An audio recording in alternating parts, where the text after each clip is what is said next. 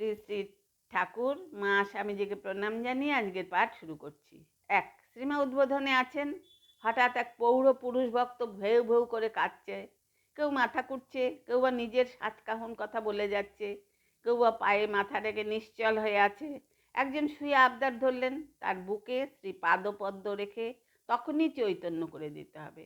এসব দেখে শুনে কিশোর সত্যেন্দ্রনাথ মজুমদার ব্যঙ্গ বিদ্রুপ করায় শ্রীমা বলেছিলেন, দুঃখী মানুষের ব্যথা কত, বড় হলে বুঝবি, তুই তো মানুষ।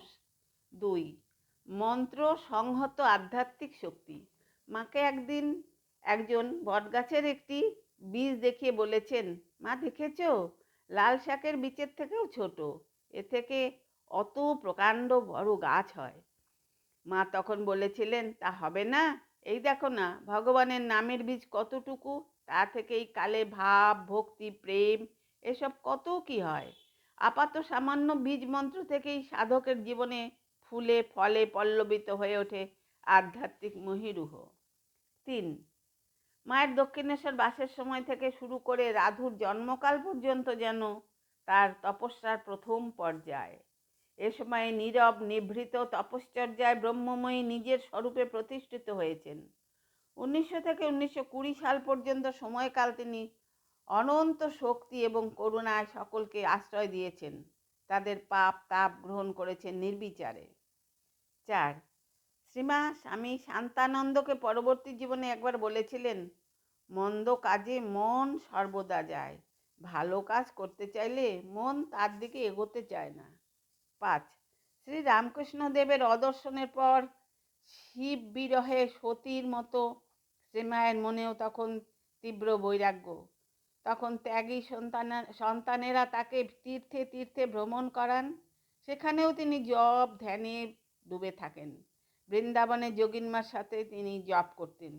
সেই ধ্যানের গভীরতা এমন ছিল যে তার নিজের ভাষায়, চোখে মুখে মাছি বসে ঘা করে দিত, হুঁশ হতো না।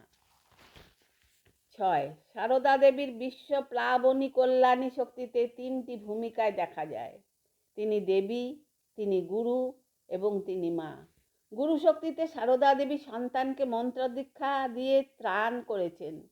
কখনো দেবী মূর্তিতে দর্শন দিয়ে তার সব সংশয়ের অবসান ঘটিয়েছেন।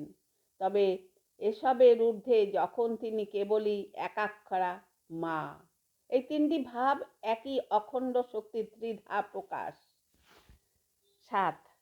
তৃষিত মরু যেমন বাড়ি বিন্দুর প্রতীক্ষায় উন্মনা চেয়ে থাকে, তেমনি নারীত্বের মান মাতৃত্বে লালিত হতে যার জন্য দিন গুনেছিল, তিনি হলেন শ্রীমা সারদা দেবী।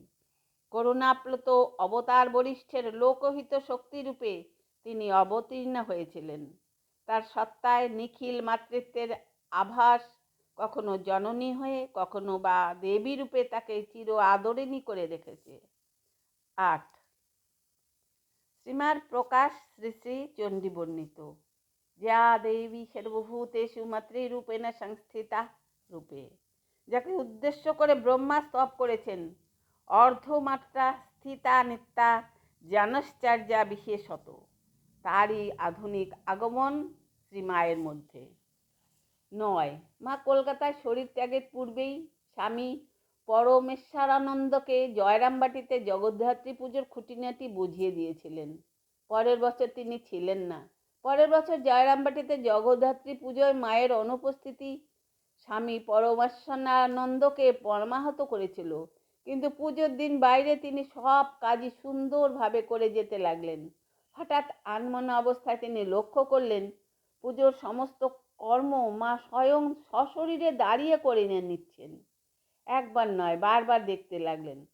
সকাল থেকে 3 প্রহর পুজো, ভোগ, হোম, সন্ধ্যারতি ও সব শেষে রাতের ভোগের সময়ও মা ছিলেন। সব মিটতে মহারাজ যখন বিহ্বল চিত্তে মায়ের পা জড়িয়ে ধরে প্রণাম করতে যান, তখন আর মাকে দেখতে পাননি, তিনি অদৃশ্য হয়ে গেছেন।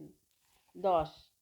মায়ের স্থূল শরীর অপ্রকট হওয়ার পর ভক্ত নয়নের আপাত শূন্যতা মুছে দিতে মাতৃময় জীবিত শারদানন্দজির উদ্যোগ ও তৎপরতায় মায়ের জন্মস্থানের উপর মাতৃমন্দির বিনির্মিত হয়। হরিদ্রাভ সেই দেউলের মা নামাঙ্কিত ধাতু পতাকা আজ 100 বছর ধরে দূর দেশাগত সন্তানের মননে মন্ত্রের মূর্ছনায় দোলাম দিয়ে যায়। আজ এখানেই শেষ করছি। আপনারা সবাই আমার নমস্কার জানবেন। ভালো থাকবেন, সুস্থ থাকবেন।